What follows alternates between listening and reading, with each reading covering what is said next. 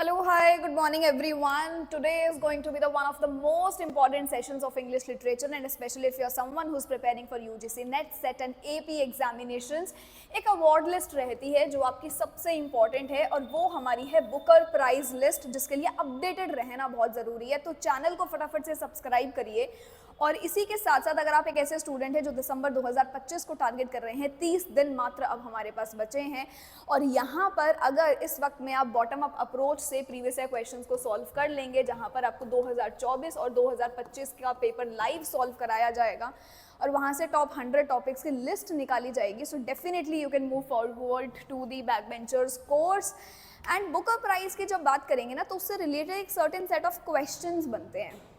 आपसे ये भी पूछा जाएगा कि बुकर प्राइजेस को क्रोनोलॉजिकल ऑर्डर में भी आप अरेंज करें, किस ईयर में कौन से वर्क में आपको बुकर प्राइज मिला है, और क्या इन राइटर्स को बुकर प्राइज मिला भी है कि नहीं है। सो उन अवॉर्डीज को लेके भी बहुत सारे क्वेश्चंस आपके एग्जाम में बनेंगे। So one of the most famous sample is this kind of the question which came recently in your exams, that which one of the following statements about the Booker Prize is not correct. So one of the most famous approach to look forward to these kind of the question is to see at these word like not, no, not, only, always, never, ये आपके highly targeted words है जिन पे सबसे ज़्यादा ध्यान आपको देना है। सो इस तरीके के क्वेश्चन को आप सॉल्व करेंगे, जहाँ पर इन्होंने लिखा है कि भाई एक प्रेस्टिजियस ब्रिटिश अवार्ड है and this is given annually to a full length novel. Keyword मेरा यहाँ पे बनेगा annually. Second, eligible writers must belong to the UK's and the Commonwealth. अब इसके लिए आपको बहुत प्रिसाइज होना पड़ेगा कि क्या सच में ऐसा है, क्या सिर्फ बुकर प्राइज उन्हीं लोगों को मिलेगा जो कॉमनवेल्थ और यूके से एसोसिएटेड हैं। Then we have, it was established in 1969 by Booker McConnell, a British based company. और फिर मेरे पास है that it was established to provide a counterpart to the Prix Goncourt in France. So यहाँ पर अगर आप देखोगे तो ये जो मस्ट है ये भी आपका कीवर्ड बन गया कि आपने बहुत एप्टली कोई स्टेटमेंट को बोला, and this is not true. There was a particular year जहाँ पर इन्होंने जनरल रेफरेंसेस के लिए भी अलाउ कर दिया था। सो ये जो यूके एंड कॉमनवेल्थ कंट्रीज़ को लिमिट किया गया है वो स्टेटमेंट यहाँ पे गलत है और हमें यहाँ पे नॉट ही आंसर करना था। ऐसे क्वेश्चंस को कैसे डील करते हैं वो कॉन्सेप्चुअली आज हम सीखने वाले हैं। So how to deal with these questions in detail. And क्या इसके लिए मुझे पूरी लिस्ट याद करनी पड़ेगी? तो बिल्कुल भी नहीं। कुछ ऐसे क्रक्स एरियाज हैं जो हमें ध्यान में रखने हैं, जैसे कि the Booker Prize starts with the year 1969। 1969 में आपके पास पी.एस. न्यूबाय रहे हैं with the most famous work something to answer for. इनसे आज तक अभी क्वेश्चन बना नहीं है, बस एक बार ये पूछा था कि समथिंग टू आंसर फॉर किसका वर्क है। And the moment when English literature turns vast, जब वो बहुत सिलेबस वाइड कर देते हैं, तो आपको सिर्फ बुकर प्राइज, साहित्य अकादमी अवार्ड विनर्स, नोबेल, इन्हीं को याद करना है। एंड यहीं से आप जनरलाइज कर लेंगे कि अच्छा ये टॉप मोस्ट इंपॉर्टेंट एरियाज है और मुझे सिर्फ इन्हीं को कवर करना है, ठीक है। जैसे यहाँ से कभी क्वेश्चन नहीं पूछा गया अभी तक। वी.एस. नायपॉल आपके लिए सबसे इंपॉर्टेंट है, इनका हम वर्क ऑर्डर भी लर्न करके जाएंगे। तो हमारे लिए ज़रूरी है ये जानना कि अच्छा in a free state work इनको मिला है। So he is the winner of the Booker award. और कब मिला? 1971 में। फिर हमारे पास है John Berger, J G. Farrell, Nadine Gordimer. Nadine Gordimer very important, काफ़ी क्वेश्चंस एग्जाम में बने हैं। उसके बाद अगर आप किसी को करेंगे तो वो है Ruth Prawer Jhabvala, who is very important, heat and dust के लिए सबसे ज़्यादा ये जाने जाते हैं। सो जो लिमिटेड टाइम स्पैन में जो फेमस ईयर स्लॉट है सिर्फ हम उन्हीं को याद रखेंगे। तो इनमें से आपको जो लगता है ना कि ये मैंने कहीं कहीं सुने हैं, जैसे नायपॉल आपने सुने होंगे, सिमिलरली आपने मार्गरेट एटवुड को बहुत सुना होगा, और ये लोग वो हैं जिनको बुकर प्राइजेस मिले हैं, तो सिर्फ हम उन्हें कवर करने वाले हैं। एंड इसी के साथ साथ ये ज़रूर पढ़ लेना कि भाई ये जो पहले होता था कि बुकर प्राइज अवार्ड किया जा रहा है हिस्टोरिकली कॉमनवेल्थ को, फिर then there came a certain year जहाँ पे 2013 में ये नोटिस आया कि अब जो है आप कोई भी ऑथर हैं, कहीं से भी आप बिलोंग करते हैं, they would also be considered for all the nominations, all the screenings of the Booker award. कि ऐसा नहीं है कि अब लिमिट कर दिया वो जॉनरा कि सिर्फ अगर आप यूके से हैं, कॉमनवेल्थ से हैं तो ही आपको काउंट किया जाएगा। ऑथर्स कहीं से भी हो सकते हैं, बस एक चीज़ ये है कि उनका जो काम है वो पब्लिश होना चाहिए इन यूके और आयरलैंड, इतनी बात ध्यान में रखनी है, ठीक है, उसके बाद दूसरी लिस्ट पे चलेंगे जहाँ से आयरिस बहुत फेमस है for specially the work the sea and the sea, and इनके कुछ और फेमस वर्क्स भी रहे हैं जो एग्जाम में बहुत पूछे जा रहे हैं। फिर हमारे पास है गोल्डिंग का rites of passage, Rushdie very important, and Rushdie का रिसेंटली एक वर्क आया after he had the stabbing incident. So Rushdie का एक वर्क आया knife which was a sort of memoir, and knife के बाद अभी 2025 में if I am not mistaken in the month of November he released a book which is labelled as 11th hours, जिसके अंदर कुछ मल्टीपल स्टोरीज़ हैं and उन stories को रिलेट कराया जा रहा है with so many historical and political events also.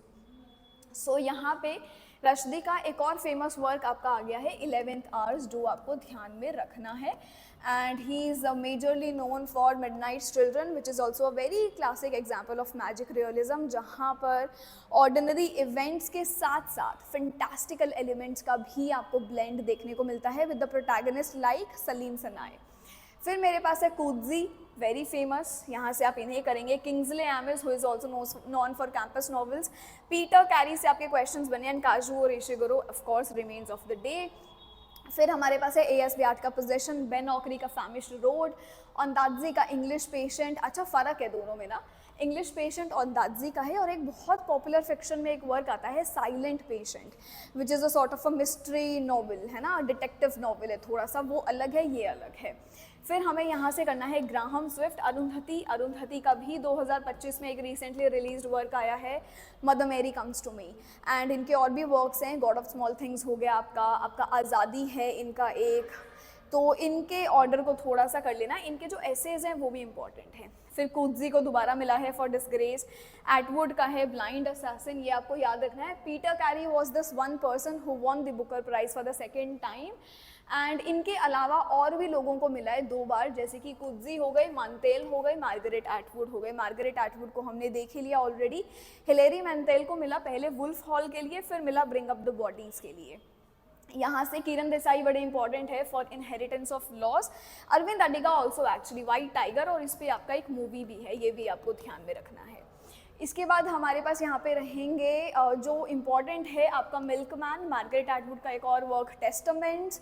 अच्छा, इनके वर्क्स में भी कुछ फेमस चीज़ें हैं कि जो इन्होंने काफ़ी चैलेंजेस को डिसमेंटल किया है। जैसे नॉर्मली आप देखते हैं ना कैरेक्टर्स या मूवीज़ में जो फीमेल हीरोइंस हैं, एक्ट्रेसेस हैं, उनके ब्यूटी को जब ग्लोरीफाई भी किया जा रहा है, so that beauty also includes this physical and a very slim figure. So यहाँ पे ये अपनी हीरोइंस का फिगर रखती हैं with a grotesque body, with a sort of a fat and ugly body, क्योंकि वो जो स्टीरियोटाइप बना है ना उसको वो चैलेंज करने की कोशिश कर रही हैं।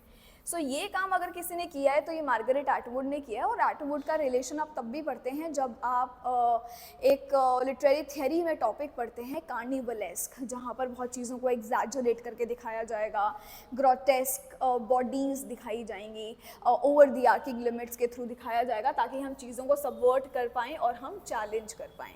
ठीक है, और यहाँ से ये आपके रीसेंट वाले हैं, रीसेंट वाले आपको याद रखने हैं। जैसे पिछले साल समांथा को मिला था फॉर द वर्क ऑर्बिटल, इस बार डेविड को मिला है फॉर द वर्क फ्लैश। इस बार का बुकर प्राइज विनर आपका फ्लैश है, तो ये याद रखना है। एक होमवर्क क्वेश्चन मैं आपको देकर जाती हूँ कि एक वर्क है वेजिटेरियन, हैनकैन का, वो भी एक विनर है। कौन सा विनर है, बुकर, नोबेल, साहित्य, क्या है, ये आप मुझे लिख के बताएंगे। और इसी के साथ साथ थोड़ा सा हम समांथा के बारे में पढ़ लेते हैं। इनकी पहली की वर्क रही है वाइल्डरनेस 2009 की, ऑल इज सॉन्ग आया 2012 में, फिर आया इनका एक थर्ड वर्क डियर थीफ, और उसके बाद यहाँ पे फिर हमें एक वर्क देखने को मिला orbital which is about shapeless unease. Orbital आया 2023 में।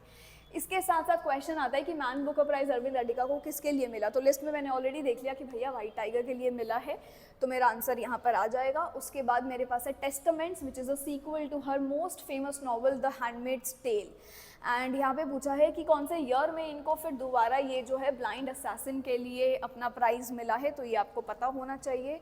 उसके बाद डिटेल आप पढ़ सकते हैं। ये आपका होमवर्क क्वेश्चन है कि बताइए बुकर विनिंग नॉवेल्स कौन कौन सी है। इस तरीके के क्वेश्चंस जो हैं आपके एग्जाम में बनते हैं, तो आपने अगर वो लिस्ट एक बार कर ली तो आपको सबकॉन्शियस माइंड में याद रहेगा कि मैंने क्या क्या और कब कब पढ़ा। So this is something which is very very important. ठीक है, डेली क्लासेस के लिए ज्वाइन कर सकते हो 10:30 बजे लाइव, और बैक बेंचर सीरीज़ आपके लिए ऑलरेडी आउट हो चुकी है।